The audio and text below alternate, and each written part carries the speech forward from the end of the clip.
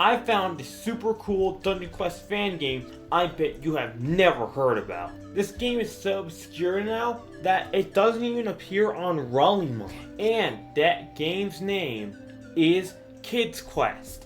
Now, you may have never heard of that. What is Kids Quest? Now, this game does have a lot of features of the old Dungeon Quest, for example, the old cell area, or daily rewards, or all the way over here in the upgrade section where you can upgrade items, like upgrading this little tool right here. But once we have gone over those basics, things that they added, they also have some weird things. For example, this ball pit that sometimes send me flying.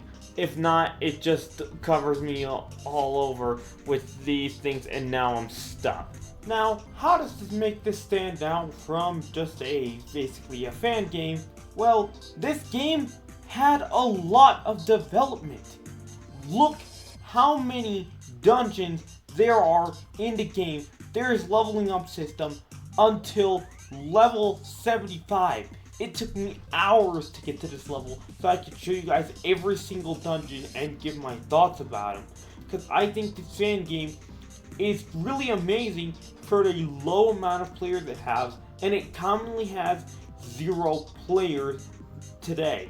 Now, this dungeon game can work similar to, well, any other dungeon game. It basically has its mobs, but it does not have as many things overall, but basically it has the following. You can use only 1 spell, 1 armor set, and 1 weapon, and the typical 3 skill points that you would have in Dungeon Quest. Now, I did try to get it a set so I can actually take a look at all these maps, and while I think the game is great and something that it could be worth a try if you're getting bored of playing any other dungeon games. For example, if you're getting bored of Dungeon Quest, if you're getting bored of Arcane Conquest, if you're getting bored of Fabeled Legacy, give this a small shot and try to progress on this. Sure, this isn't as expensive as these games, but it's still a game that could be a little bit fun to play because it has a lot of other dungeons. But this dungeon or this game actually has something a little bit unique that I don't think any other games is, and I, to be honest, don't really understand it yet. And that little thing is, on every dungeon, there is a little detail on each of them. Now, this is the second dungeon, but if we go right over here, there is a bird. And there is this little bird on every single dungeon, and after a while of it, it disappears. And if you're playing this in for the first time, you get a cutscene where the bird explodes. Yeah, I'm not kidding. Feel free to try the game for yourself and being able to find a bird, because it is absolutely, it feels weird and crazy at the same time.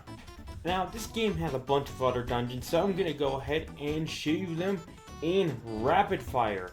And first, we got the Crystal Caverns for this dungeon, which is for the level 20. For the level 30 dungeon, it is Candy Land. For the next one, we have Heavenly Heights, which is the dungeon for the level 40 and higher users. For the level 50 players, it is basically the Deep Sea, which is this aquatic dungeon, which actually, I really like the Starfish Tower. It's a really creative concept for that kind of a mob. And for the level 60s, we got this hellish dungeon, basically one looking like this, basically underworld of Dungeon Quest. But for this one, it is for level 60s, but it's the second highest one. And if I jump into lava here, I die. And the final one, and I think is arguably the coolest because it looks amazing, is the Solar Empire, which is made for level 70s and above. I honestly think this dungeon looks amazing and has really unique attack patterns. So this is actually the end game dungeon. Now, I'm on a brand new account, never played the game before, and we're going to be testing how the game is for its new player experience for playing for the very first time. Now I'm going to pick up the daily. That might be a little unfair, but I'm still going to be doing this. And honestly, I kind of find it weird that the first cell here is throwing a rock. It barely does anything. anyways, let's go ahead and take a look. How would the first dungeon experience be like? Alright, so I'm here in my very first dungeon, and normally the first spells you could really crush well with, but in this game, the first spell you have as a warrior is just a tiny rock. So that's why I actually set it non-hardcore for my very first dungeon, because the spells here actually suck. They're really bad, and they're really small. And honestly, this can really suck for first player experience, which I don't really think matters a lot. Also, here's the bird for this map, which is right over here, which I find unique. There's the first bird. Now if we continue on this dungeon, we'd have to keep on feeding the mobs over here, which I'm about to die. I just died. This can be really difficult with a spell with just as short range as the rocks. So it's really difficult, so I'm not going to make you wait. I'm going to go ahead and go right before the boss and discuss about the boss there, and a little bit of a unique feature that this game has that I think is really cool. Alright, here is the first boss, and it's called Legizar. That's an interesting name. Now, for this boss, he chases you down while basically spawning sometimes like these little circles around like the Pirate Island first boss.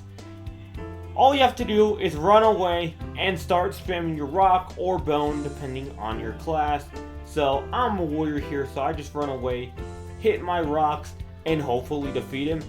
I don't really like this as a first dungeon. I don't think it's really good. So unfortunately, I'm going to give this a really bad experience for a new player. But it's a kind of an old fan game. Also, the return and replay messages are sometimes really weird. Right over here. And as I activate them, I will be getting 3 extra items out of this dungeon once I go ahead and defeat this Legizar.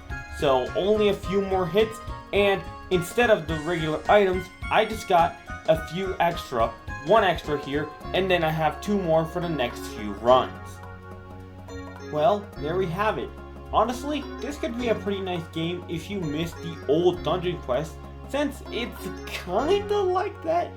Sometimes on some features it is, on features it isn't. But I still think it's pretty nice, even though it does have some weird moves like this pit. I still don't understand it.